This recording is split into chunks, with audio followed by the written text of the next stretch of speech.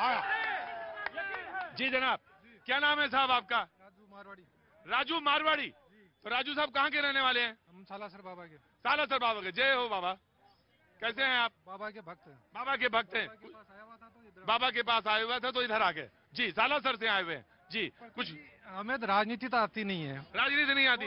अंदर आइए, तब तो बहुत अच्छे काम के आदमी हैं आप। मुझे भी नहीं आती। जी, हम दो ही काम करते हैं। हाँ। या तो बॉर्डर पे लड़ते हैं या तो बॉर्डर पे लड़ते हैं या 1-1 रुपए का बिजनेस करते हैं हम। तो मारवाड़ी कहते हैं। आप नहीं, उसी को तो मारवाड़ी कहते हैं। हाँ। तो आप क्या सेना में? नहीं, हाँ। मेरे नाना जी थे 62 की लड़ाई में, वो चाइना में भी लड़े थे। 62 की लड़ाई में चाइना में लड़े। जी, उसके बाद में 71 की लड़ाई में देश के बाड़मेर जैसलमेर से तनोट माता के मंदिर से वो पाकिस्तान गए थे। जी, और वहाँ की सेना को बांध कर लाए थे। जी। और नाना जी के छोटे भाई शहीद हो गए थे। बहुत सारे लोग पूछते, मैं पूछूंगा पहले, मैं पूछूंगा बाद में, मैं पूछूंगा बाद में। सर मैं पूछूंगा बाद में, पहले मुझे छू लेने दीजिए। जी, वीरता थोड़ी मेरे अंदर भी आ जाएगी। 1967 में नाना जी को महावीर चक्र मिला था। सर 1967 में महावीर चक्र मिला था। हम सारे लोग आपके लिए पहले तो क्लैप करेंगे। 1967 में नाना जी को महावीर चक्र मिला। जी, गूगल पे पढ़ा है, देख सकते हैं। नहीं, कोई बात नहीं है। वीर जो होता है ना, वो चेहरे से पता चलता है, उसका स्वाभिमान चमकता है। मैं एक की बात कहना चाहता हूं, मुझे नेहरू जी की मंशा पे कोई शक नहीं है, लेकिन उनकी सोच पे शक है। 2-4 काम उन्होंने ऐसे किए थे जो जिसकी वजह से देश आज भी 50 साल 60 साल पीछे चल रहा है। सेना के उस टाइम हाथ बंधे हुए थे। उस समय सेना के हाथ बंधे हुए थे और संसाधनों की भी बहुत कमी थी। संसाधनों की कमी थी। बजट बहुत कम दिया जाता था। जी, तो नेहरू जी की बहुत सारी गलतियां थी, उनकी वजह से सेना को हताश होकर पड़ा था। जी, 1971 के अंदर सेना वहां से जनरल को बांध के लाई, कितने लोगों को बांध के लाए। पीछे पहले कुछ वो अलग हुए थे, उसके बाद में उनको छुड़ा दिया। ये भी नेहरू जी की गलती थी। तो नेहरू जी की बहुत सारी गलतियों की वजह से आज देश बहुत पीछे। आज सेना को इतना स्ट्रांग कर दिया कि दुनिया के अंदर सबसे ताकतवर सेना अपनी है। दुनिया में सबसे ज्यादा ताकतवर सेना अपनी है। जी, मैं ना माफी के साथ। जी, एक गुजारिश रहेगी। आइए, आपका प्रोग्राम है, आप जो जाएं जो करें। वाक्य पूरा करने देंगे। हाँ। एक होता है जाति, एक होता है धर्म, एक होता है पार्टी, एक होती है, एक नेता होता है, लेकिन ये सबसे बढ़कर होता है देश। बिल्कुल। देश की सरहदों पर जो हमारी सेनाएं खड़ी हैं, बेशक उनसे खून का मेरा रिश्ता हो न हो, लेकिन उनसे जो भावनात्मक हमारा लगाव है वो खून के रिश्ते को भी मात देता है। वाह। कई बार ऐसे अवसर आते हैं कि लोग सब कुछ त्याग देता है देश के नाम पर। तो इन भावनाओं को, शक्ति जी प्लीज। जी, इन भावनाओं को अगर राजनेता न समझ सके तो मैं तो उन्हें परिपक्व नेता नहीं मान सकता।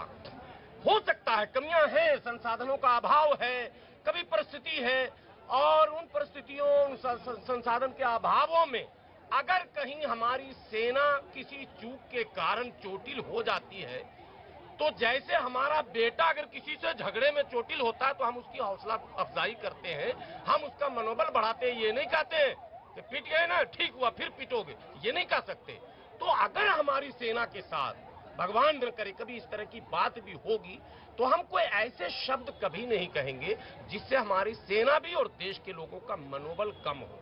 राहुल गांधी जी अब जिस आयु में हैं, जो परिवेश उनको मिला, मुझे लगता है कि जो स्क्रिप्ट राइटर उनके हैं, जो सलाहकार हैं, सर एक बार अगर वो इस तरह के शो देख रहे हैं, उनके स्क्रिप्ट राइटर और सलाहकार, एक दिन ये शो नहीं होता भैया जी, कहीं कब से हो रहा है।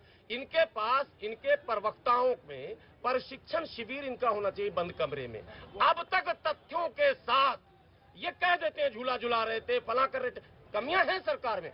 आप मोदी जी को या भारतीय जनता पार्टी को लक्ष्य बनाकर टारगेट क्यों नहीं करते? आप जब बोलते हैं तो देश की भावना क्यों जुड़ जाती है और भाजपा को मौका क्यों?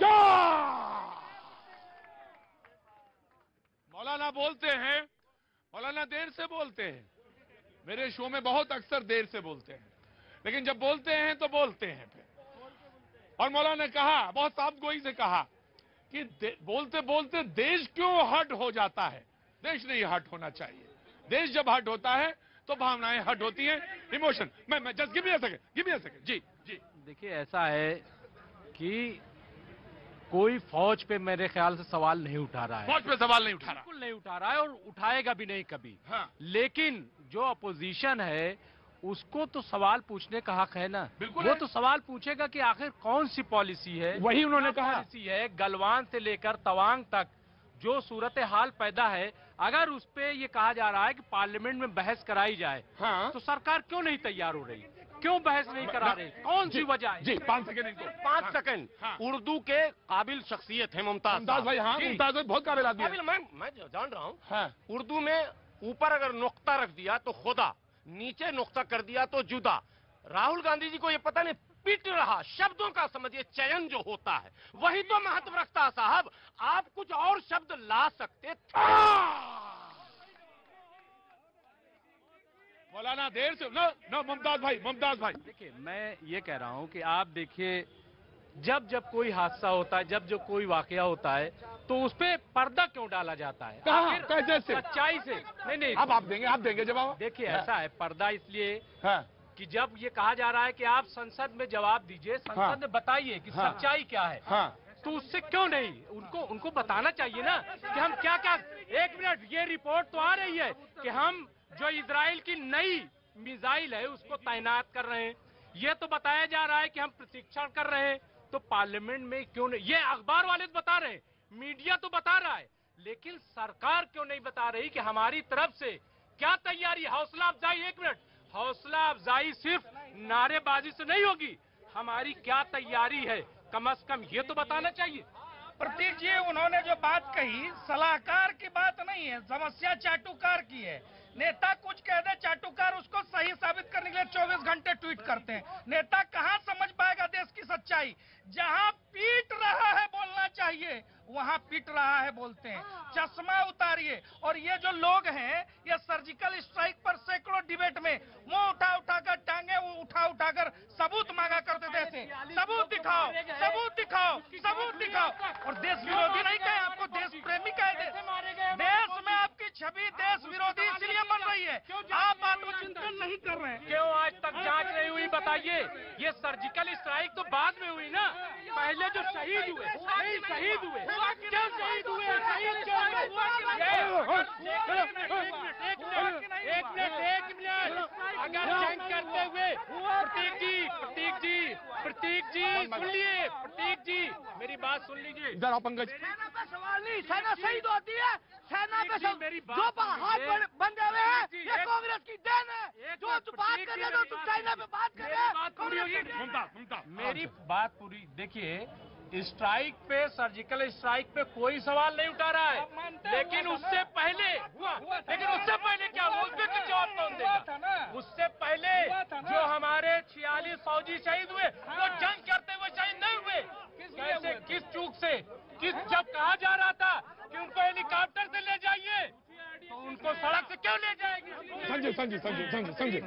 संजीव एक मिनट, जस्ट अ मिनट। हाँ जी, इसके बाद संजीव। देखिए प्रतीक जी, मैं तो केवल कांग्रेस के प्रवक्ता से इतना पूछना चाहता हूं। मैं एक फोटो लेके आया था। नहीं फोटो नहीं दिखाऊंगा। सुनिए, ये फोटो तो दिखाई है, मैंने ये पूछ रहा हूँ हाँ। कि ये जो 2008 में पार्टी टू पार्टी पैक्ट हुआ था, उसको कांग्रेस ने सार्वजनिक क्यों नहीं किया? क्या कारण है कि कांग्रेस जो है क्यों नहीं?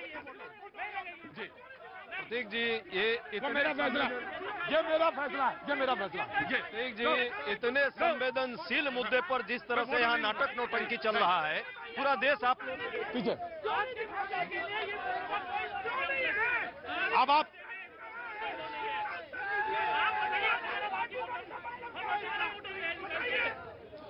जी, आपने